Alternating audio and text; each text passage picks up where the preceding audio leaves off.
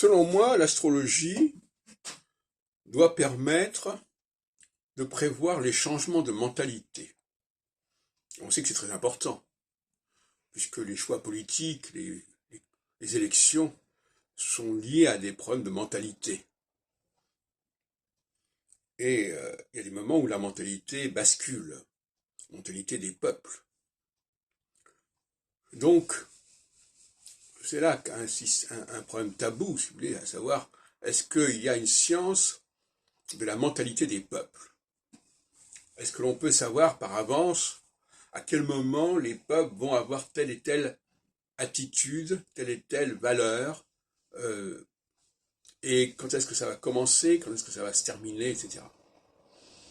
Généralement, on considère qu'il faut interroger le peuple pour savoir où il en est.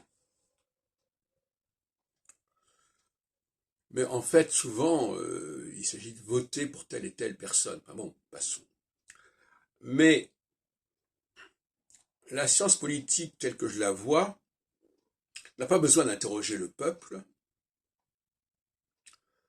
ou du moins une fois qu'elle s'est établie, qu'elle s'est constituée, qu'elle s'est validée, c'est plus nécessaire, puisqu'à ce moment-là, effectivement, la science prend le relais de cette période de tâtonnement, de sondage qui a pu exister.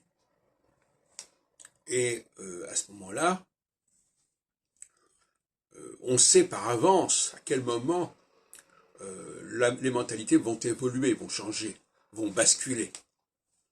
Alors, basculer de la période équinoxiale à la période solsticiale, ou de la période solsticiale à la période équinoxiale, ça ne va pas plus loin que ça, mais c'est très important, parce que ça détermine des plans sur 7 ans quand même.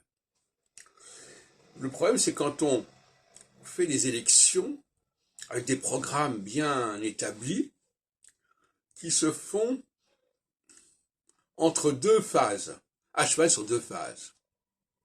À ce moment-là, les gens qui sont élus sont dans une situation inconfortable, puisqu'ils ont annoncé des choses et qu'à un moment donné, les choses vont se faire autrement, parce que les mentalités vont être autres.